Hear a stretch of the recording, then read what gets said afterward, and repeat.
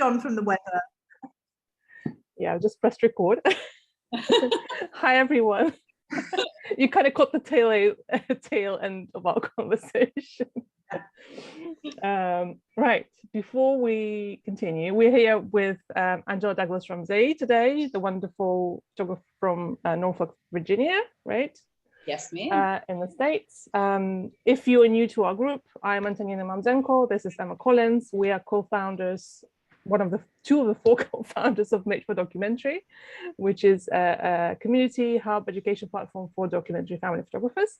And the Zoomcasts are designed to bring you inspirational guests, inspirational photographers, business people, anyone we find personally inspiring and love talking to. And Angela is one of those people. Feel free to type in the comments. I'm going to keep an eye on the group. If you have any questions for Angela, anything like that, we'll talk about documentary family photography. We'll talk about doing personal projects, and we'll talk about a new thing, exciting new thing that Angela's doing. Right. So why don't you tell us a little bit about how you got started, how long you've been a photographer, why documentary? Oh my gosh. So have you always done documentary as well? Or did you start kind of just I've done a lot of things, and I still do a lot of things, but I think I've always been a documentary photographer. Like, even when I got my first camera in 4th grade, I was documenting my friends at school, at the playground. Like, I still have these pictures. And even my family, like when we would go camping, I was really documenting them and not necessarily posing them. All through my high school years, I had a camera, and I was always the girl who was always taking pictures. I mean, I have albums of, high school parties, like that are just, like I want to go back and look through those negatives and find like the hidden gems. But then I met a guy, like we always do, we meet guys, and his sister was a photographer. She went to VCU, and I really fell in love with sort of like her practice with photography. And I got a Canon AE1, like right after that.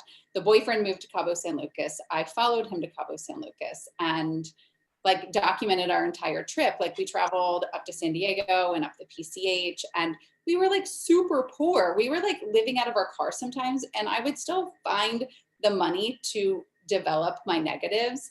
Like I might have only gotten a contact. Expensive, wasn't it? Really expensive. Like, and teenagers nowadays don't know how lucky they are. They don't need to spend money. I mean, when I think about it now, I was like, wow, you had some priorities, Angela, like that was really important. I would be eating like ramen every day, but I'd get my film developed. And then I came home, I went to school, the community college, majored in photography, and was still documenting the entire time, but I did fine art stuff.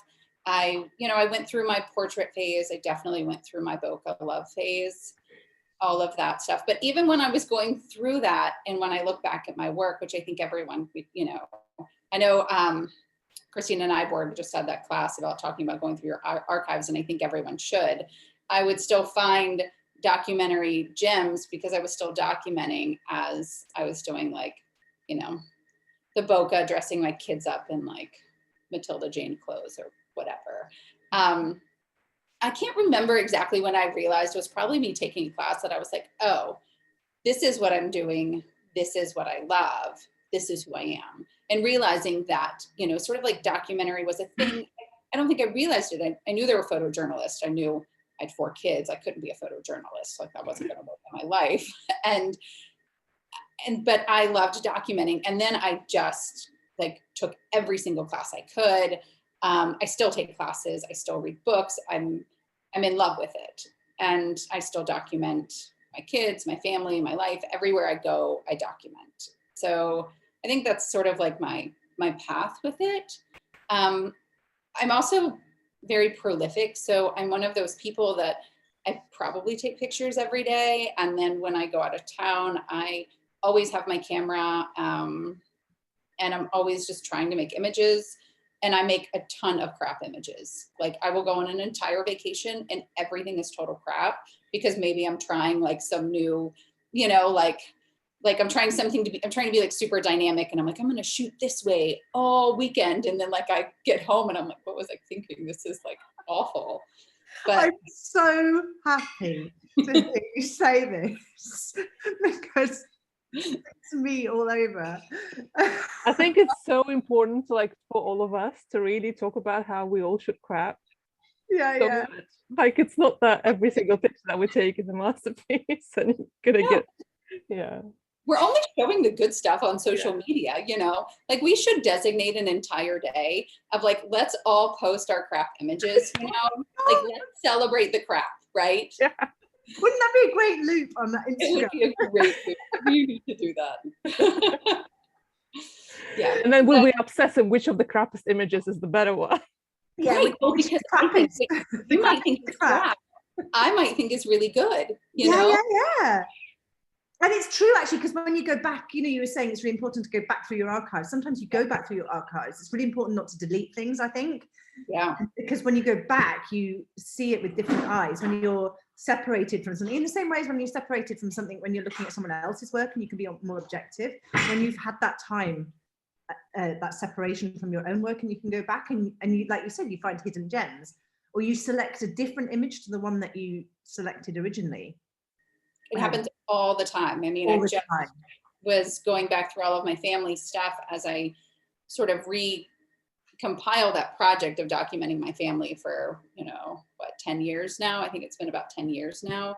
And then just pulling ones that I wouldn't have pulled. And then I have some that I'm like, oh yeah, this is still one of my favorite images ever. You know, I love it. Let me re-edit it though. Like, let me.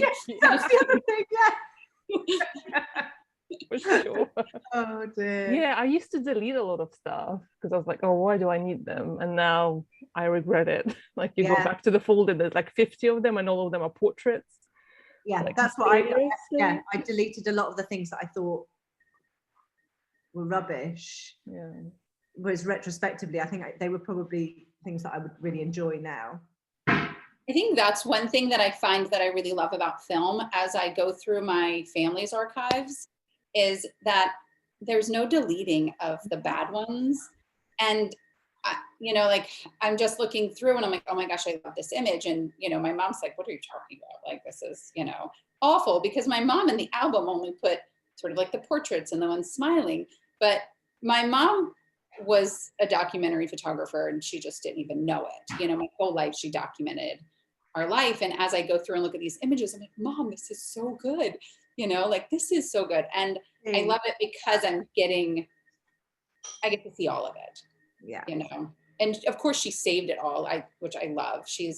I say they're people that are memory keepers. And I think I'm a memory keeper and my mother is a memory keeper. And that goes with being a documentary photographer, doesn't it?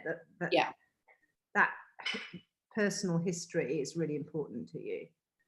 And I think it's personal history of not only our lives, but I think other people's lives as well. I think, you know, as storytellers, we're very curious and we want to know about other people and what they're doing. And sometimes I just want to like quiz people like 30 questions. Well, how did you move here? Why did you move here? You know, what did your parents do? Where were they at during World War II? You know, and then like, it's, you know, it just keeps on going down this like rabbit hole. Can I come take pictures of you? Do you have any pictures I can look at too? It's really interesting as well because you can overshoot so easily nowadays, can't you? Because it's free, like we were saying, it's free. You don't, as a student, you saved, and I think when we shot film, we were much more deliberate about which photos we took, even pre taking photography seriously. You had to be a little bit more conservative about how many photos you took. And I think we have this luxury now of just being able to shoot away and sift through things afterwards, after the fact. Mm-hmm. Actually, we were doing that before taking the photos before. And it's just, I don't know, I don't, it's a skill that perhaps we should take a bit more seriously. Yeah. Well, Angela, you shoot film sometimes as well, don't you? I do. And I think, and I learned on film. So I shot film for I was shooting at 20. I probably got my first digital camera, I don't know, 26-ish. And I remember when digital came out, was so pissed. I was like, this is not okay. Like, you know, one of the guys in my class got a digital camera and I was like, we are not friends, you know, like film for life, you know. And then I got a scholarship at the school I went to, and I had access to all the digital cameras that I couldn't afford. And then I went digital. How interesting. Because my experience, so I didn't really got into photography until I was like 25. Although my dad did have a dark room in it when I was little, and he developed his own film and stuff. But that didn't rub off until I was like in my mid-20s. But my experience was that with film, that I would come back from a holiday and there'll be 5 rolls of film and there'll be 2 good pictures, because all the rest of them were just not even exposed like properly. So for me, digital was like, oh, at least I can have some memories. When I think it's knowing, like with film, you have to know, one, what type of film you're shooting, and they all have different color cast, and you really have to know the light. And then if you're going back in the darkroom and developing, I think that's a whole nother art process. Just like I think printing now, even digital images, is a whole nother, you know, sort of art process. And you're right. I mean, I would shoot whole rolls and it would still be total. There would be nothing on it, you know. It would be like blank, and I'm like, no clue what I did. Or you opened it accidentally or something. I don't know. Yeah, definitely. I took we went to China. I was in my early 20s, and I just got a bonus from the job that I was at, and I bought myself my first SLR camera.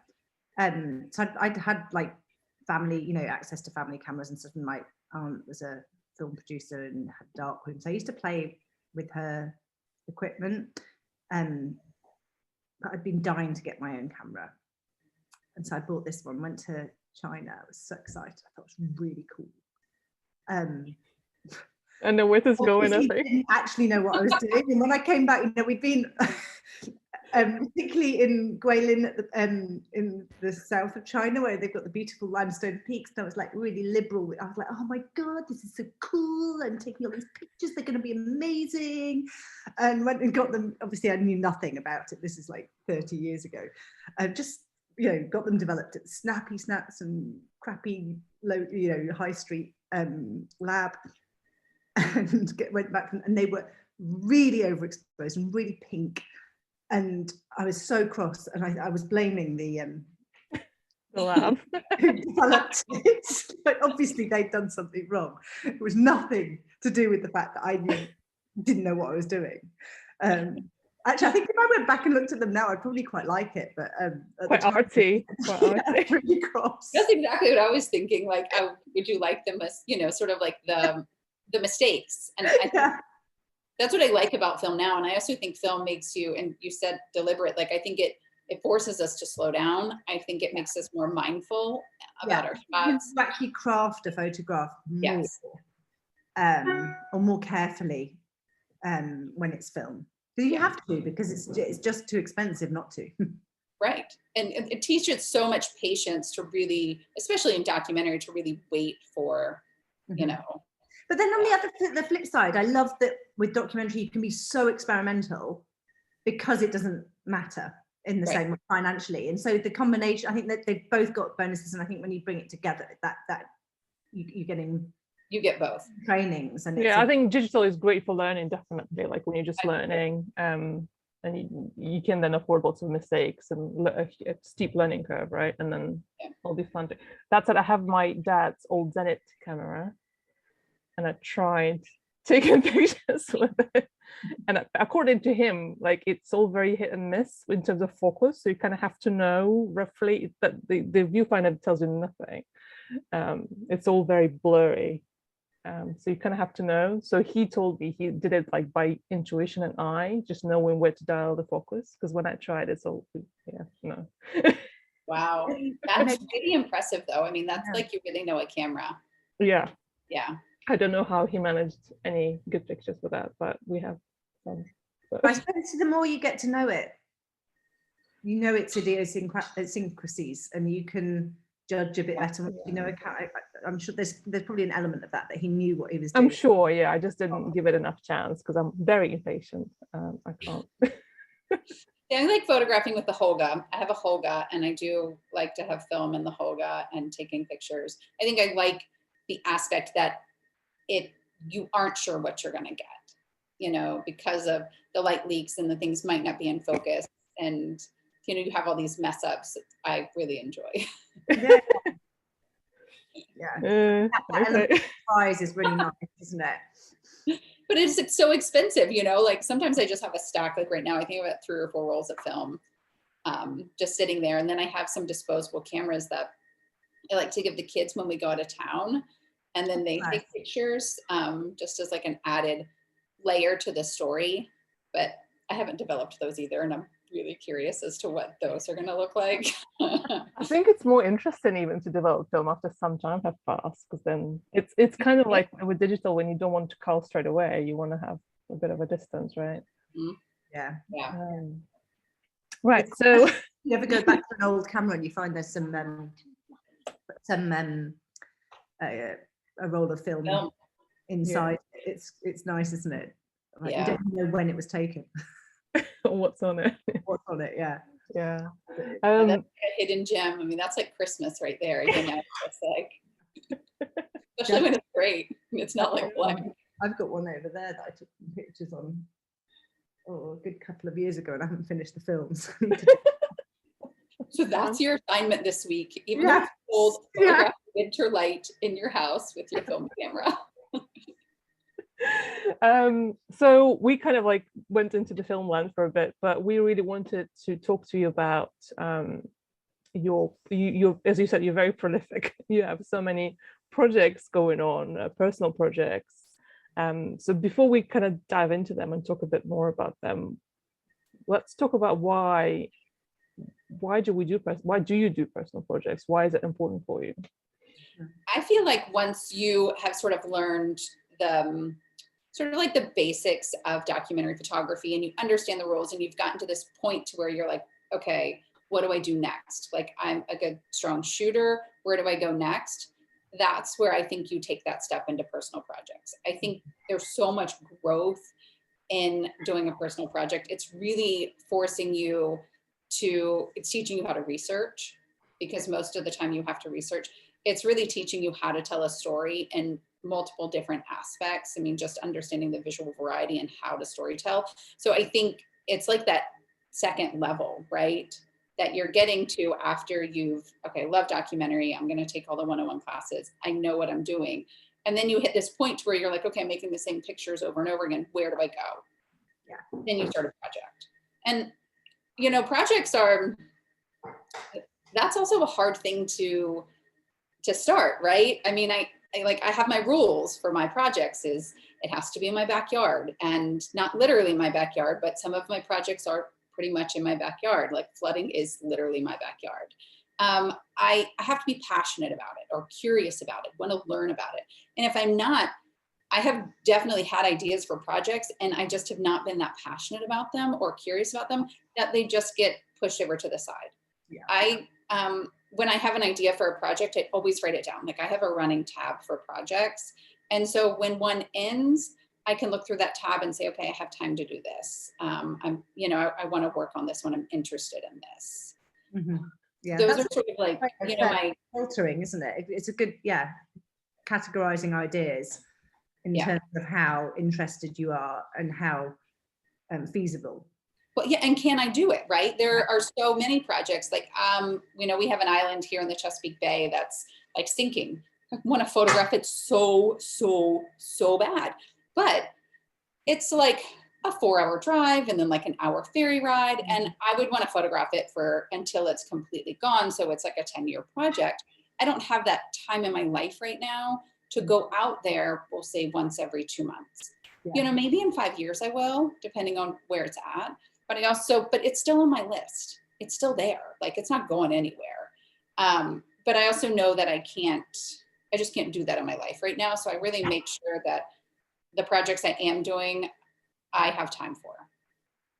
So do you just do you carry a little notebook with you or like your phone or something like that? So at any point in time where something sparks your interest or you're curious about something, you think, oh, this might be an idea, even if it's not like a fully fledged idea, like just some sort of bullet point note that you can come back to and think about later. Yeah. And then I just make sure that I transfer it over which I started using Trello now to organize my projects. Okay. So I have an entire, board that's like project ideas. And then sometimes I might even expand on them where I have a few images that I'm inspired by, or a few links of, things, okay, read this, research this, so that I can get back to them. Because I have a few right now that are like in my mind in the works, but I don't have time to necessarily photograph them, but I do have time to research them. Yes. And That's such a great way to look at that, because I find myself quite often frustrated that I can't do it right now. I really want to do it. And then, yeah, as you said, maybe researching instead. Yeah. Taking a pause or being realistic. And I think it's really important skill to know to let go, even if temporarily, and not get too hard on it. Because a lot of us are mothers and parents, and we're not able, as it's like, you have 4 kids, you're not going to be a photojournalist and go into like, I like that quote. As much as we want to, as much as it makes you feel like you're making steps towards something, doesn't it? Even if it's sort of back office stuff that you're doing, if it's the research, and at that point as well, you're going to find out how curious you are and how inspired you are by it, and whether you really have got the motivation to carry it on. Right. And you learn, I think, so many more parts about a project. I mean, I researched flooding for a good 6 months, because, where I live with flooding, while we're getting a lot more, we'll call them sunny day floods, to where it's flooding, maybe not during hurricane season in the fall, but sometimes I'm only, that's like once every 3 months. So during that time, I'm meeting with professors and nonprofits and people who can't sell their houses because of flooding. And I'm sort of doing all of this other back end work. And then I'm learning so many more things. Like there's an entire neighborhood in a city next to mine where the per capita rate of people with asthma or children with asthma is so high because their neighborhood floods all the time. And there's a lot of mold. So all of these kids have asthma. So then it's like, okay, let me write this down, let me see if I can find someone who lives there. Can I go photograph them? And I'm sort of making connections with people and getting contacts and finding families. And then when we do have a big flood event, or maybe they have an issue with their house, they're going to call me. So I'm doing all of these. Have you always been, I think that's something for when you're doing personal projects as a documentary photographer, is approaching people and speaking to them. Have you always been confident about approaching people to photograph them or to find out information, or is that something you've got better at? I think I've gotten better at it. And I think also even still now, I have to be in like this certain mindset.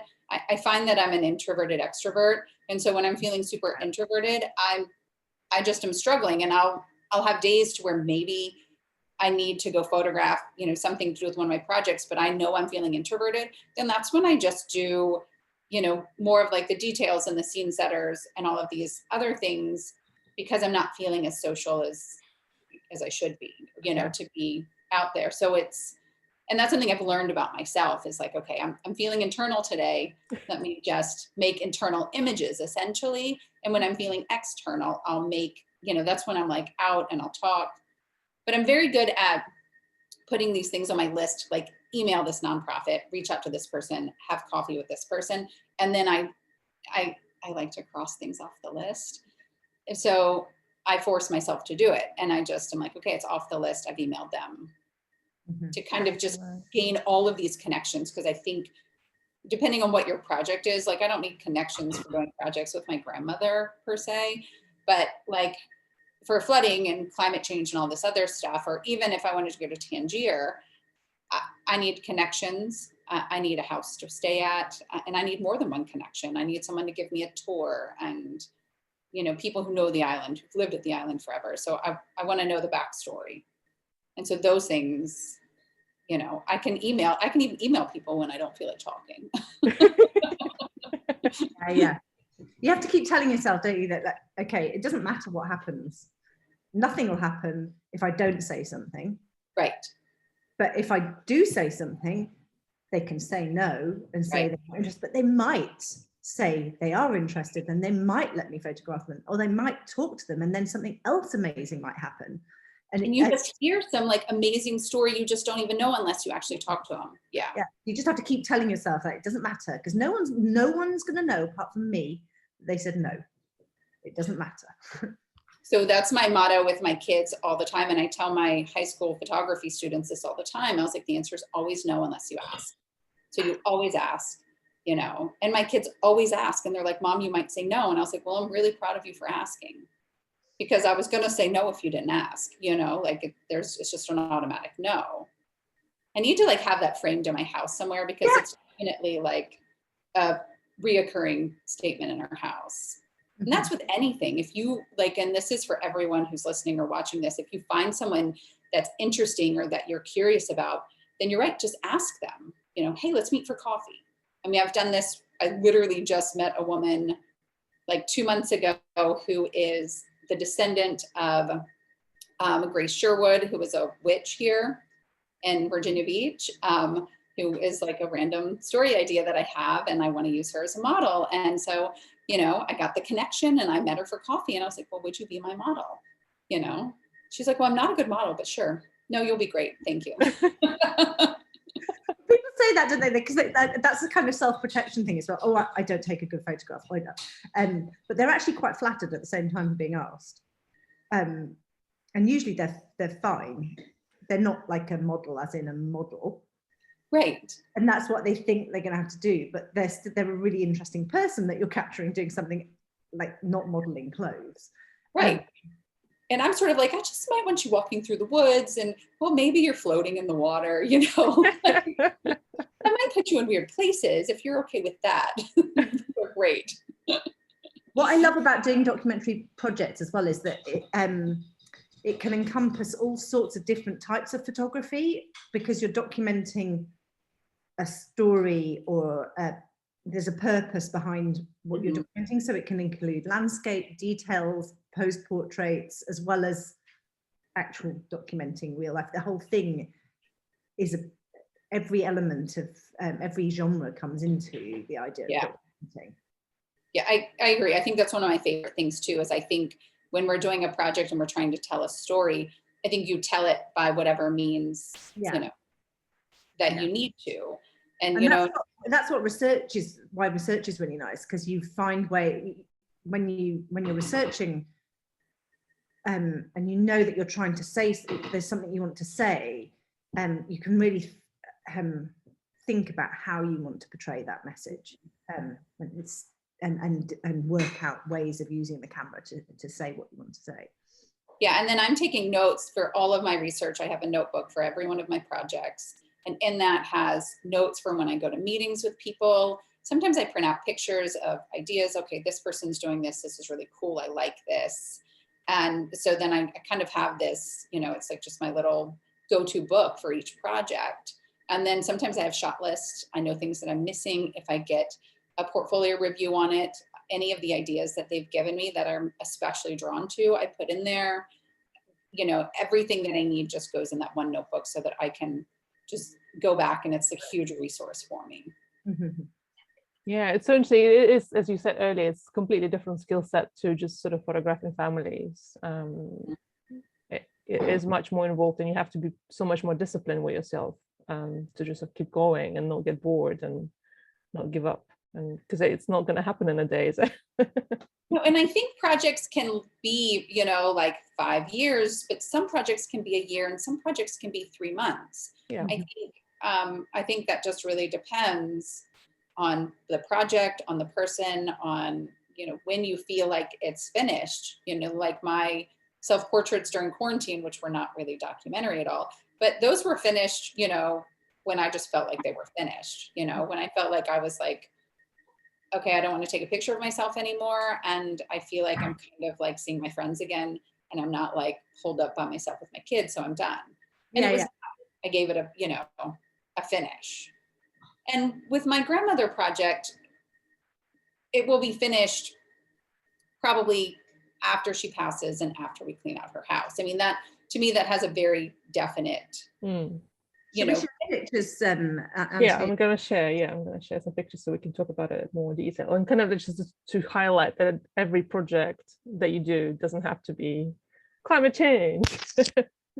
or It anything. can be so personal. Like it can be your relationship with your daughter. You know, it can be what you cook for dinner every night and stuff like that. And so you can see that I'm incorporating a portrait in this. This is, I think, the dress actually she wants to be buried in, and she wanted a portrait of herself in it. I'm just looking at those. Is that old pictures or what? Is that a printout of something? Yeah, so that's old pictures. Someone did an entire like family tree, but it's literally printed in a 3-ring binder. And so this is her page. Wow. Oh, lovely. So that's her when she was young in the middle. Yeah. My God, she's beautiful, isn't she? Wow. I can tell it's her. She still actually looks the same. The same. And so I've started adding these other, you know, parts of it. I'm not just documenting. I'm sort of adding, you know, ephemera. I can never like spit that word out exactly right.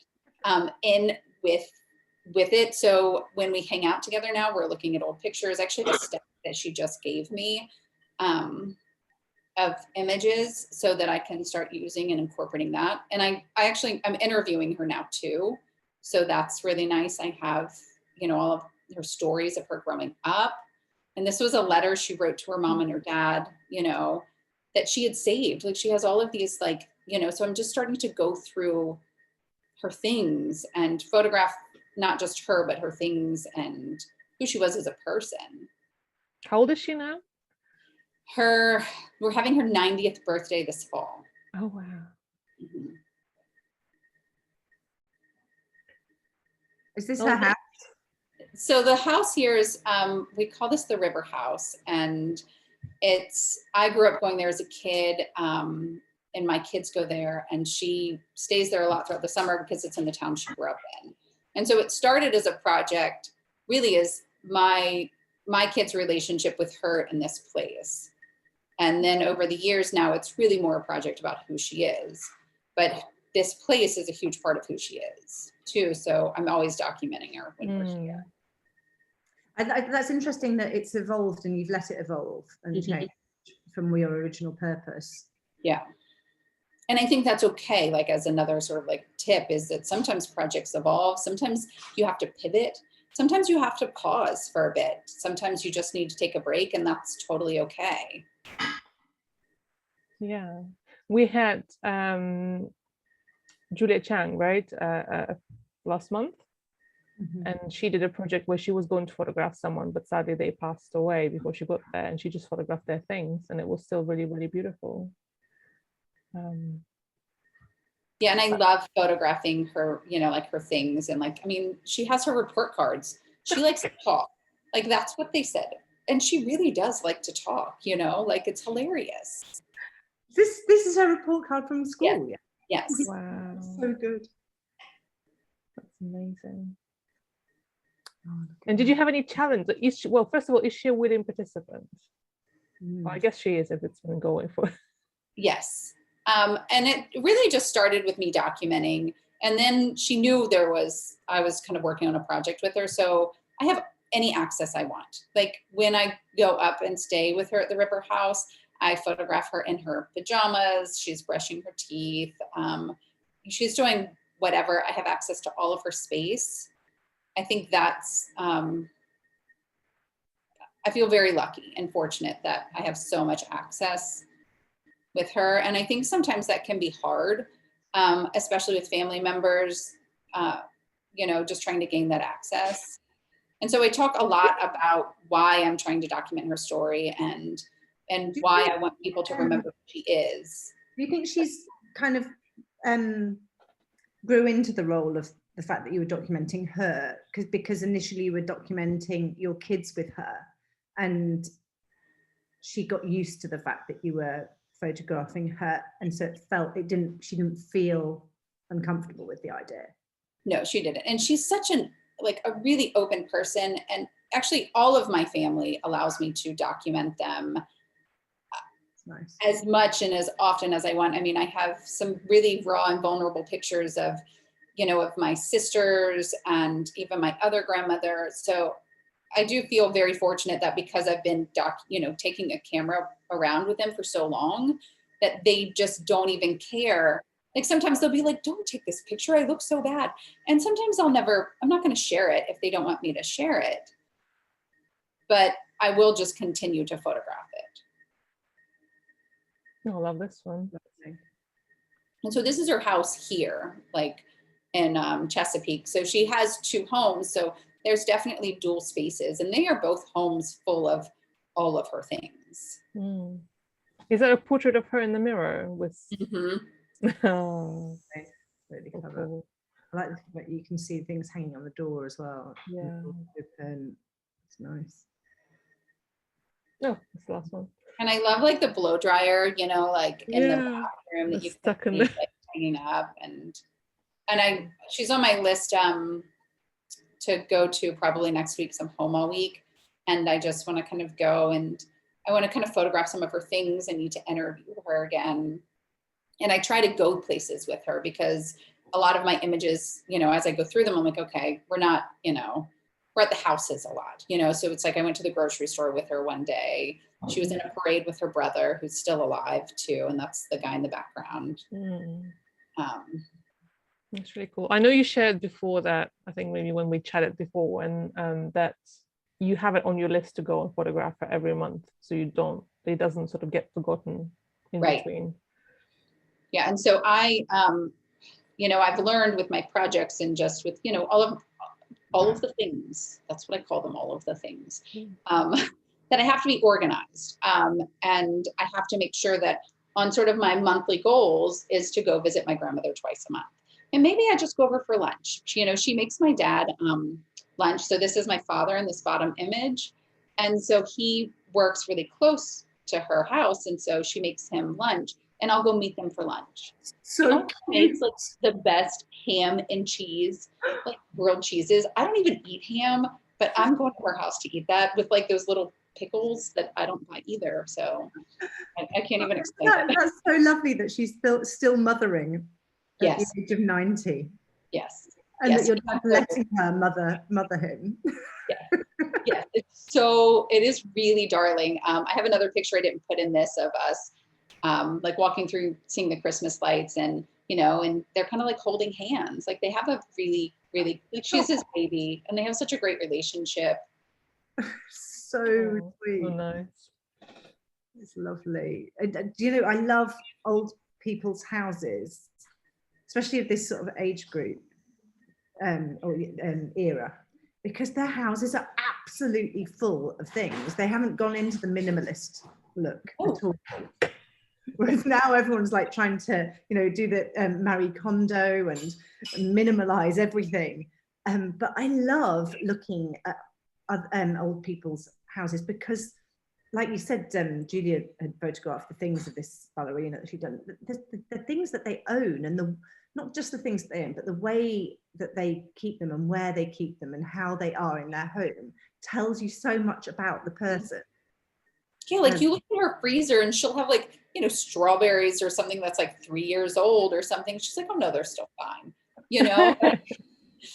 And like my grandma, she used to save everything, and my mum does it and I do it. We save everything. Now I'm saving it in Tupperware, but my gran she never had Tupperware. She'd just save old margarine pots, and they'd be in margarine pots with elastic bands around them because they were cracked lids that wouldn't stay on properly, and then there'd be stickers on top, with stickers on top of stickers on top of stickers, with handwritten what was in there, and obviously then they'd go through the wash, and so the ink would run, and then there'd be another sticker on the top, but it's like, you know. Oh, I love that. I love she'd that. never throw anything away. So like the tiniest little portion. We used to joke that she'd make dinner and she'd always save a bit for the visitor that never came. And that would be then put into one of the margarine pots and put in the fridge. And that's how she is too. She's like, there's one scoop of ice cream left, you know, and it's like kind of melted. She's putting it back in the freezer. And, you know, I think because she's one of, you know, the last people, like, you know, she talks about how she doesn't have a lot of friends, you know, that are alive anymore. Like, you know, she's got a few left. And when some of these people die who don't have family, she ends up getting all of their stuff. And so like, she has like boxes of stuff, you know, of someone that's like, it's like my great, great, great aunt, and she's just like, well, I just didn't want to get rid of it. And I'm just like, oh, grandma, but all of the old photos actually I've started taking from her because I want to like repurpose them in other ways. And what's really great is that she allows me to have them because she's a memory keeper. I'm a memory keeper. She knows that I'm going to keep her memories alive. So I'm allowed to have those, right? She's not going to give them to, like my baby sister, this one, because she's not going to keep it. But she will to me. And because of that, they all tend to, just like they dump things probably on her, they give things to me too. And I need to start photographing these things because every time we go to her house, my daughter, who is a memory keeper too, will come back with like a vase and a mirror, and a little glass frog or something, and I'm just like. That's the danger of being a memory keeper. Yeah. It really is. And then my husband's like, stop. It's not okay. My 10-year-old today said I think he is going to be a memory keeper. He doesn't want to get rid of anything. And he said the best invention for him would be some sort of container that had endless space. And you can just put stuff in there and just reach out and take it out. Sort of like Mary Poppins suitcase. Yeah. Because I'm not allowed to throw away anything. So I have this thing where, especially when my kids were little, and they would like always keep all the like the McDonald's toys and like some random napkin and all this other stuff. So whenever they were gone, I would go through their room and like clear it all out, And they never remember about it anyway. It's only if they see it. Right. Then they're just like, no, this is my favorite missing shoe from the Barbie. I need this and I'm just like, no, you don't. No, you haven't touched that thing in years. Yeah. As soon as you draw it, I love that picture. Which one? Oh, this one. Yeah, it's really cool. What she got on her head? It was something. So it was Jay's birthday, and we always are up there for some reason for Jay's birthday, and she always makes Jay cake, even though he doesn't eat cake. But she's learned now, so she just has ice cream. And she bought him this like dinosaur like thing that goes on your head. And Rose was like putting it on, and she's like, yeah, sort of like, I'm a badass, watch me, like super strong. And then you can see Kelly, one of my older ones, she's just like, whatever, I'm not even paying attention to this, I just want to eat my cake. And then I'm not even here. That's what me. So with this one, it's obviously a movable feast of pictures. Do you have a sort of idea of how many pictures belong in the series, or will it grow, or is there a sort of finite amount that you want to keep in there? And so sometimes you take some out and put new ones in. How does that work? Yeah, so just for this, which thank you guys, because it forced me to kind of go through all of my new stuff and like pull out stuff. Sometimes I'm looking at stuff and are there images that are telling the same story? And then I'm kind of going through and picking which one is better or maybe has a different visual variety than some of the others. So to just try and add to it, there's totally going to be more. Do I know how big it'll be? No. I can't imagine it being like 100 images. I feel like it will be like, 50 images. I really want it to eventually be this sort of like movie slideshow with her voice talking about her life because, she has really cool stories. And so just hearing all of that is my goal. But I might actually make a zine because she's having this 90th birthday party. So I might pull together and print probably the ones that are more people would like, right? Maybe there's a few that I have of her smiling and things like that. And then, just have a few of those so people can see them. That'd be lovely. Cool. That's really great because it's coming up to her 90th. That'd be a lovely thing for everybody. Yeah, which means I need to do that like now. Yeah. That's another thing to add to your project list. That you need a notebook. Quick, write it down. So we'll look at some more of your couple of other projects before we go onto the next exciting thing. Let me just share your website. I love your website, by the way. This is what we were saying at the beginning. Angela really is prolific, and this is why she needs a notebook system because she has so many project ideas on the go. So I guess these are the ones that are kind of finished or finished enough to put on the website, but I'm sure there's more. Charlie is, Charlie the duck is done because Charlie lives on a farm now. I love Charlie the duck. Lovely, and yeah, Charlie's so we cute. miss Charlie. Like, it's still discussed in my house how much he was a part of our family. He was like one of the dogs. He would run to the door and like quack when the dogs were barking. I mean, clearly we did clean up a lot of duck poop on my first floor. And my husband is, Oh my God, look at the car. like, really lovely to allow me to, have a duck that lives in our house. And So ducks are just so cute though. I have a real penchant for them. I mean, and he's been on vacation with us. Like, these are the vacations. Like, he's literally on vacation with us. Wow. I love these. Yeah, he's got such character. Like, all the kids, they loved him. Oh my God, look at that portrait of him. I know. I love that. It really, really is like he thinks he's a human. Yeah. So cute. So cute. Love that shot with them. Yeah. That just says it all, that he's part of the family. Oh my gosh. So the one before was when we were camping, and he kept on like swimming over to other people swimming in the lake camping, we would like have to chase him down. It was like so embarrassing. I'm like, oh, my pet duck, his name's Charlie. Oh, She's a girl, but so cool. Yeah. But I guess that's kind of like easy well, not easy. I'm sure like it's not that like easy. you're saying, it's obvious that it's a finite project. Yeah, and also it's kind of obvious in the way you sort of lay it out, because it's from the beginning till he flies away. Yeah. Well, not literally flies away, but. And I think those are really nice projects. I was just reading, I can't remember somewhere, and they were talking about projects, and they were talking about how you have sometimes these little projects, right? Because it feels really good to finish it. Yeah. So then I have like Charlie the duck, and then like Self in Isolation, but then I have Slowly Drowning, which will be until I move out of this neighborhood. And how do I get from texting? And this is a completely different because you're not photographing people here at all. The subject's the neighborhood and the water. So this one was, I've really been struggling with this for quite a few years because of not feeling like I had quite a subject, not knowing what the subject was. And the subject could technically be me and my relationship with the neighborhood because my house floods. But now I have, actually go back one for me. So there's two houses over, and I have a family there that their house gets completely surrounded by water that I have access now. So it took me a bit to find a family that was willing to allow me to photograph them all the time, because they don't want to have their house being associated with climate change and sea level rise, because then they might not be able to sell it. So that was tricky. That took me some time. I see. So how often does it flood like this, where the houses are completely surrounded?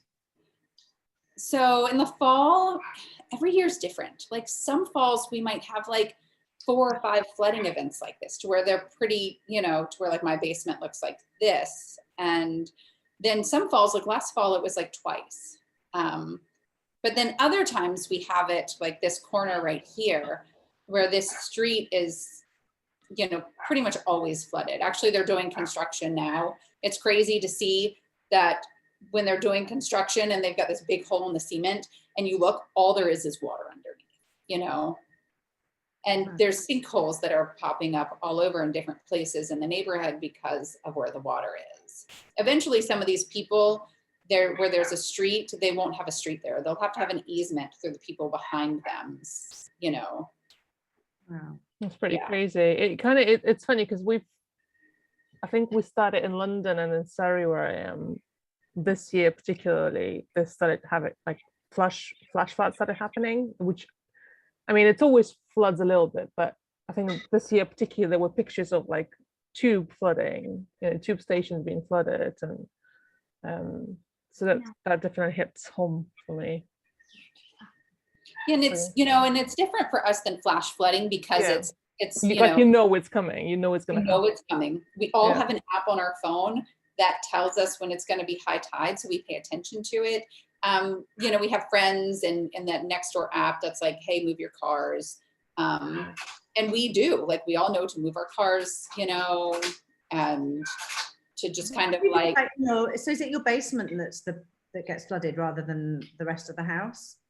so my house is lifted. My house is like over 100 years old, but ours is lifted pretty high. So the basement will flood. And there have been times where my entire house has been surrounded by water. But my like backyard by my fence, which there's a picture, I think, of my fence and other fence, it is permanently just like mucky and muddy. So just all the time, it's just like that. Wow. Wow. And it's really interesting how we live with it. Yeah, well, we all adapt. I mean, we know when to lift our stuff up. We know when to move our cars. Amazing. Well, most of us know when to move our cars because we're a military town. A lot of people move to our neighborhood because it's really close to the base and it's a great neighborhood. And then they don't realize they have to move their cars, like this guy's friend, and then their cars get flooded. Wow. I mean, and you can see the house behind us is lifted. So it's crazy. Yeah. You know, you started off lifting the house is like 6 feet, and then there's like 8 feet, and then there's 12 feet. And they're, How do you lift the house? Like, is it just, how does it happen? so they actually, like, you know, I don't know, they have these like machines that actually go underneath it and they pull the house off of its foundation. It's completely cleaned out. And then they move it into the road, and it stays into the road for like a bit. And then they're putting the infrastructure underneath, and then they're putting it back up with these kind of big pieces of wood. I have images of it. And then, God. and then they're putting That's what's happened, this grey bit at the bottom. Yes, and that's all. That house used to be like the one on the left. My God. That's insane. Yeah. Could you imagine like having a newborn and like groceries and having to walk up the stairs like that? Yeah. So it makes the resale value of these houses like really hard. Yeah. Yeah. Wow. And people, like, what I find curious is people stay. Yeah, my neighborhood, I tell everyone it's like growing up in like the 50s or 60s. It's really a community. Everyone knows everyone. Halloween is fabulous, you know, like, and so you can see across the way, the house that's being built is actually lifted 12 feet. The house on the right is ground level. Wow. And all of this in front is actually a road. So from like the front bush to that second layer of bushes is actually a road. Sometimes there's like jellyfish, like, or fish swimming in the road, and it's so weird, you know, you're just like, this is crazy. Well, we had a flood here, like people were paddleboarding, I'm sure, because it was novelty here, but I'm sure you don't paddleboard. We paddleboard, we kayak through, we wade through, and you have to be careful because the water can be polluted when you have these big floods because of sewage. So we have rules with the kids. The kids love to play in the floodwaters, but they have to come inside and wash themselves off immediately with soap and water. Wow. So that they don't get sick. And because of the water always seeping up into the road and then bringing all the pollutants from the road back into the river, we're noticing a change in the pollution in the river because of that as well. Wow.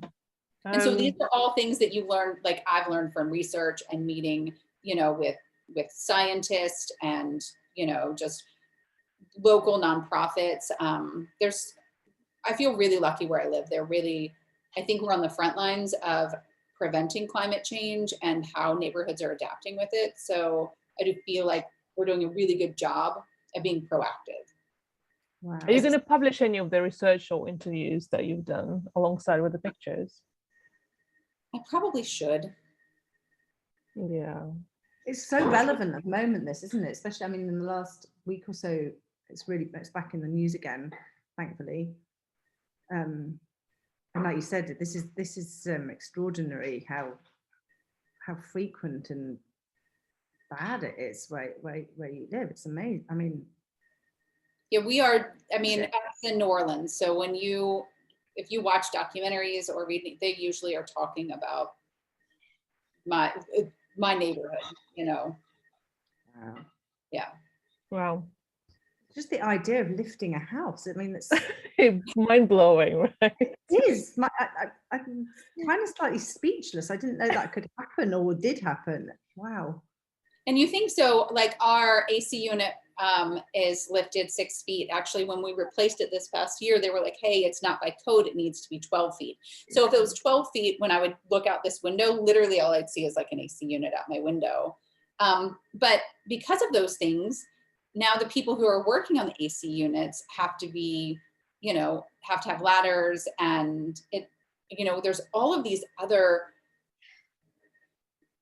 there's a word for it, and I can't think, you know, if you just keep on going down sort of like that rabbit hole of like all of the things that are affecting Complications, it. yeah. Yeah, Complications, just what's going, you know, people can't sell their houses, and you can so see. I guess it goes to my question, people stay because they have no, like they can't leave, right? Well, part of people it. can't leave, and then because we are, you know, Hampton Roads is, we're military, you know, we have how many military bases, like 5 or something like that. We have a ton. People are coming and going all the time. Right. So there's constant changeover. Wow. Yeah. Right. By the way, guys, if you're watching in Facebook group, feel free to, if you have any questions, just type them in. So in terms of this project, where do you feel you're at and where you want to take it to? Have you got plans for that? I do. So I do feel like this project right now has, like, I could probably cull it into like 3 different projects right now, or 3 different stories, because I do think there is an entire story of my view on the flooding and how I'm living with the flooding as just me being sort of the main character of my family. And then I think there's also the neighborhood. I think as I progress with this other family, which I plan on doing it because it's just an added, I might as well, right? I have the access, I'm going to do it. And then I also have been trying to do some more like fine art approaches by using process and with the images, to where I'm photographing the flooding with film, and then I get my film canister and I use some of my milk jugs and I pick up the flood water from that flood, and then I soak it in the flood water, and then I get it developed.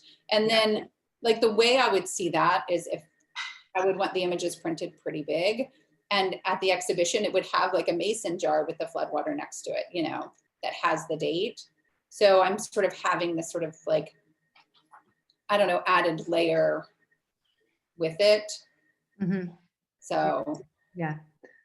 Do you ever feel any urgency? I mean, sorry, Emma, just kind of like follow up on that. Do you feel ever any urgency with any of your projects to kind of get them out there, or are you sort of quite used to just working at your own pace and doing what you think needs to be done before showing them?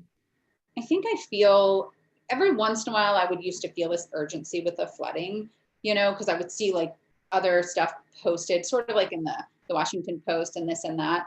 But I feel like I'm not where I want it to be. So I'm okay with just working at my own pace, you know, like I want to give it another year, you know, I want to give it another year. I really want to get a lot more of the film stuff.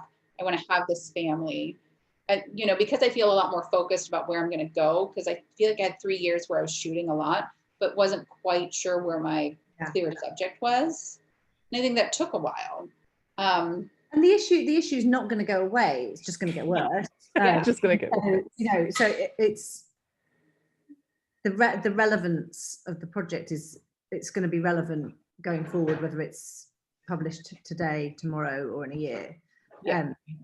But I mean, it's a great way of highlighting the plight on the front line, isn't it? It's amazing.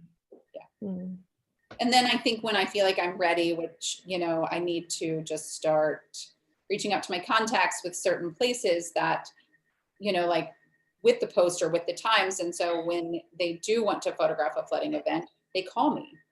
Like, why are they going to call someone else and pay them to come here or pay them to drive when I literally can walk out my front door, you know, and make pictures.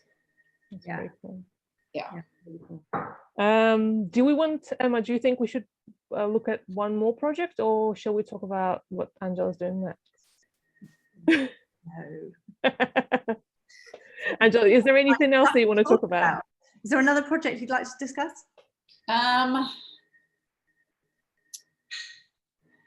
Well, we can talk about one of my new ones that I haven't showed any images for. Okay. Ooh, interesting. So I have started, sort of branching off with different sort of stories that I'm starting to tell. And I think a lot of it, I'm trying to use sort of like older images in projects, and I'm trying to start telling other people's stories, right? So like the witch one, Grace Sherwood. There's this photographer that did this whole project on like Amelia Earhart. I can't remember his name, but when I find out, I'll put it in the comments of this. I'm not really good with names. And I'm always really inspired by history. And so I want to retell her story, about her, what her life was, being, put in jail, and, they tried to drown her and all of these things. So I'm in this like researching phase of this, story that at least all of us heard growing up in school. Like every kid knew about her. There was, it's just talked about. And so I want to start recreating that history of her. And I can't decide if I want to change the story, like change the narrative a bit, or if I'm just going to go through the narrative in sort of like a present day. So I'm starting to use like history within my work. And so I don't even know if I would if it's like documentary, like, I don't know what it is. It's just a story that I want to tell. When are you going to share images? Or when are you going to get to the stage of So the girl and I are going to meet in the fall. I'm actually trying to recreate images on the same date that a lot of the things happened as well. So that, I want to try and keep things within that in same locations, but maybe there's like a school there, or maybe there's, who knows what is there. And then just kind of to keep that sort of history. And then I've got to find old pictures and maybe use their old newspapers. So to add all of these other elements of history involved in it. So how long ago did she live, that witch? It was 1800s. Okay. Maybe, hold on, I have a book that I'm reading. Where's my Kindle?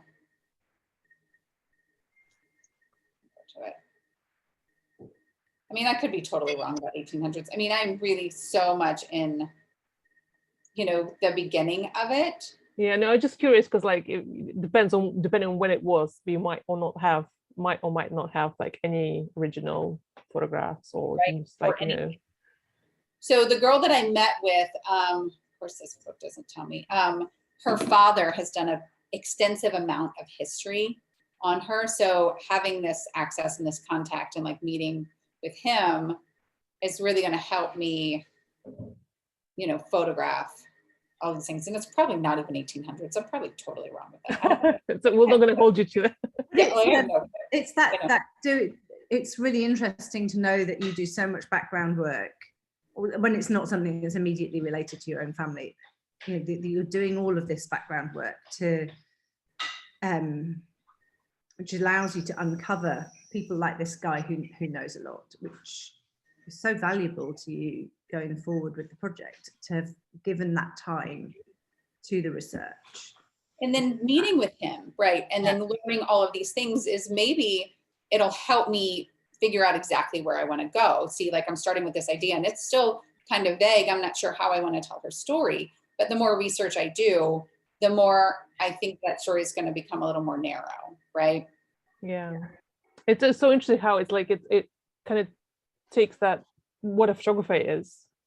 I guess like many of us who come into photography without going to art school, we don't think about photography as a thing that you can do research for. Like it's not just taking pictures, it's also meeting people, digging in, interviewing people to kind of give depth to the pictures. And I find it endlessly fascinating. There's a whole layer of being a photographer that's not about taking pictures.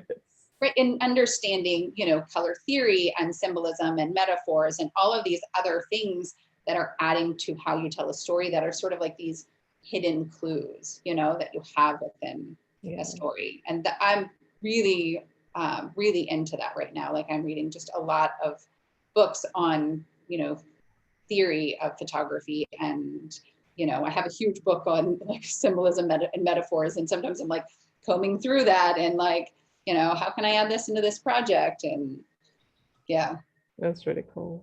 yeah, Right. it's really fun.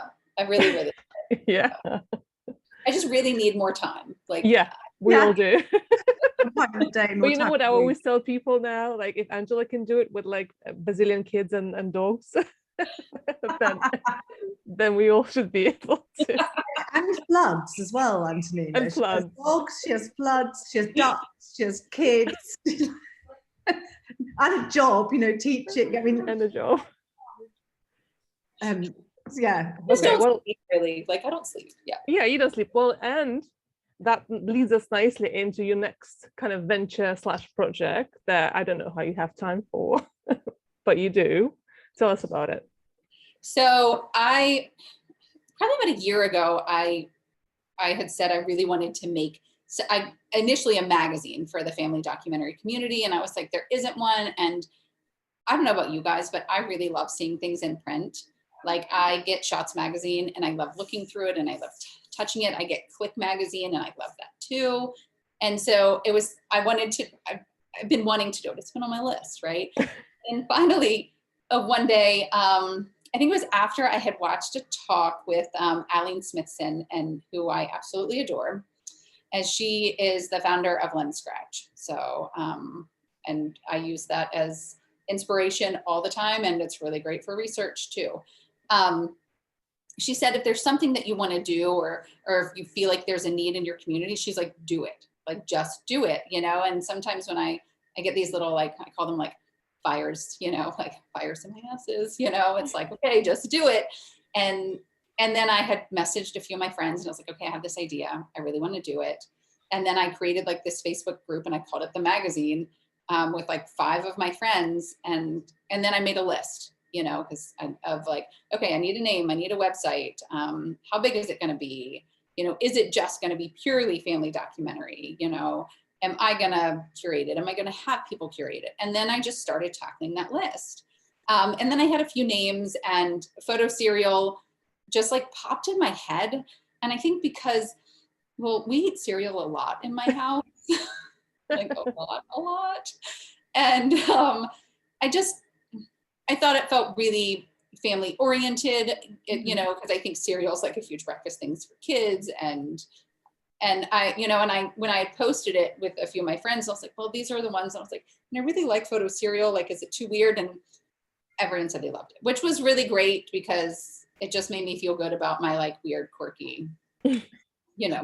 I love the name. I think it's perfect. Thank you. And then, you know, and then I just kept on sort of like ticking away at, these are the things that I need to do. I got the website built. I'm really fortunate too that my husband can build websites. I had a friend, you know, design the logo, because I cannot design a logo or anything like that. And then my husband would be like, you need to lay this out differently. And I, you know, I had a lot of help.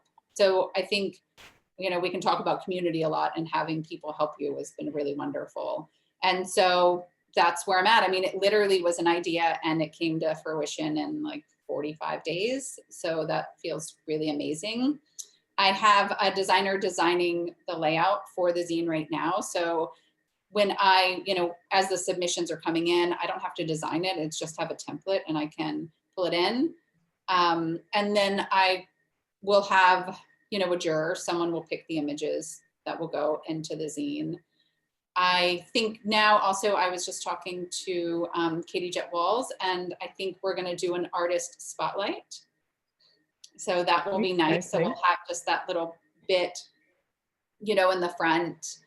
And, you know, that's kind of where I'm at right now. Like, so I'm taking submissions. And of course, the first theme is Breakfast of Champions, because cereal. Yeah. And I'm always open to like suggestions for jurors. I'm open to suggestions for themes. I'm open to anything like that. If other people have ideas or want to collaborate, I'm always open to doing things like that. But you get 2 free submissions. So submitting is free. I'm not charging you to submit. So I'm just hoping you submit and get your work in, and then you actually buy the zine, or you buy the zine because your friend's in it, or you buy the zine because you like me, like magazines. Yeah. And you want the full collection from volume 1 onwards. Yeah.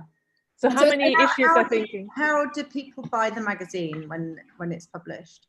So that part, I'm pretty sure I'm just going to put it on the website, and they can just buy it through the website. And then I'll make sure that it'll go out in an email blast, and then I'll share it on social media, and then I'll add it to my newsletter too. So I'm hoping that the sale of it will, at least cover the cost of the zine, is kind of where I'm at with that whole. Emma is muted. You muted, Emma. You muted. I keep muting myself because there's so much noise in my kitchen today. Sorry. And this is my first time like doing this, so I'm kind of rolling with it too. And, I'm just asking, getting help from my friends, and, like keeping my fingers crossed that like a good amount of people submit, and then that they buy them, and, that it just rolls on to where like, with the winter submission that, we just keep on going. So how many are you, I mean, it's very early on, but how many are you planning to do a year? Is it like quarterly? Quarterly is my goal. Okay. So I actually just wrote out before our meeting, I needed to make a timeline of how much time I wanted to give myself in between from when the deadline is, to when I want the image, to when I want it already at the printer, And so I was like, I needed to, because I don't want it to lose. I honestly think you're Superwoman. I don't know how you do all these things. You just astound me. I mean, I think if you ever need anything done, give it to Angela. She'll get it done in 45 days. So, amazing. But it's not only just me. I mean, it is asking, like having friends and asking people for help, and literally paying someone to design the zine, because I like knowing what I can't do, right? Like I can't do this. And then I hired someone to do the social media for a photo serial too, because I know I can't do that right now. I also don't want to do it. Like understanding what are the things that I don't like to do. I don't like doing social media. Like I find it very overwhelming. And when I am feeling internal, I have a very, very hard time posting to social media. And so if I can just have someone do that for me, please. Yeah, so it doesn't kind of like take that part of your brain that you can actually use to generate ideas, to like do the things that you're great at. No, I totally can relate. When I'm feeling that's a great way of saying when I'm feeling internal. I feel the same way. Like I delete Instagram off my phone. Totally. I was like, oh, just go away. Don't want to know. It's like I avoid it. It's like I can't even think of what it is. It's like you got in a fight with someone and you're like, you don't want to talk to them. Like that's literally how I feel about it sometimes. I'm like, oh, let me just avoid. Yeah, I'm the opposite. I keep scrolling.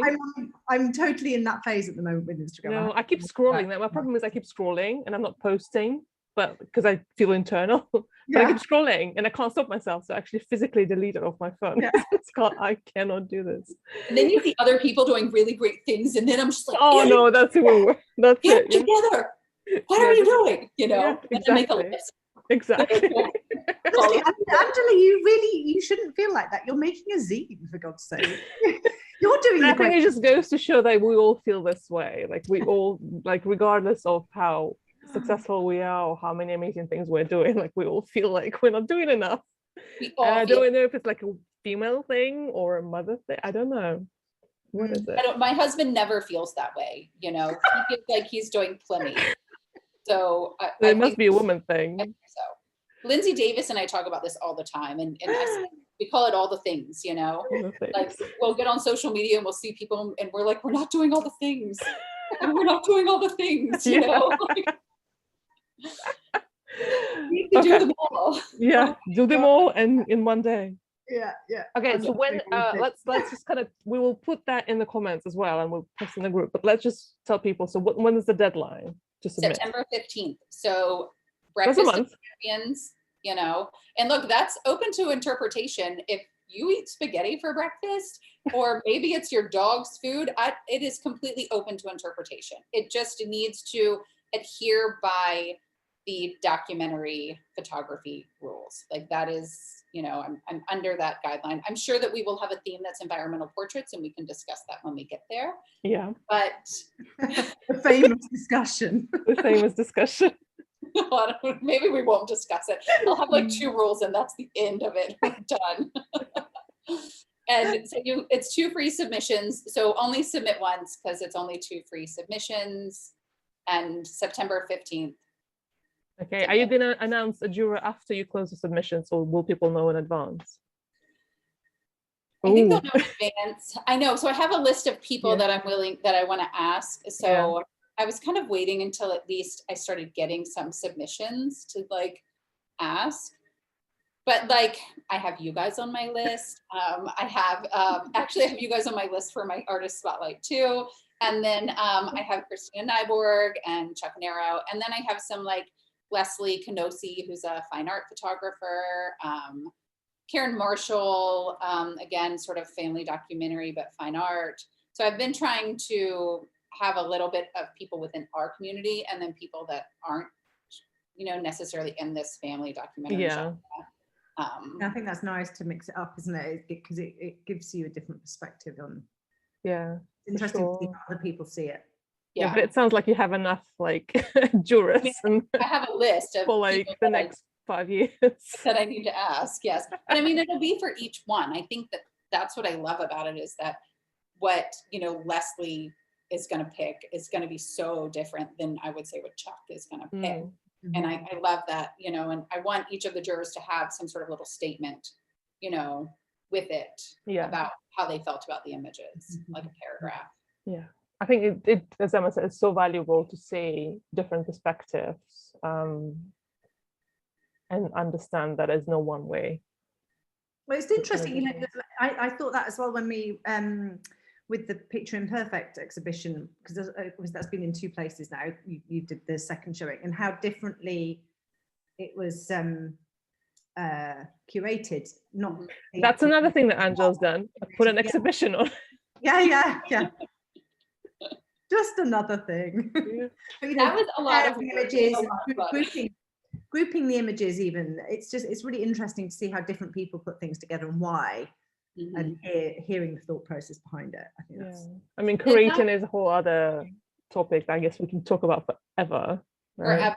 And that was another reason I really, really enjoyed curating and sequencing images.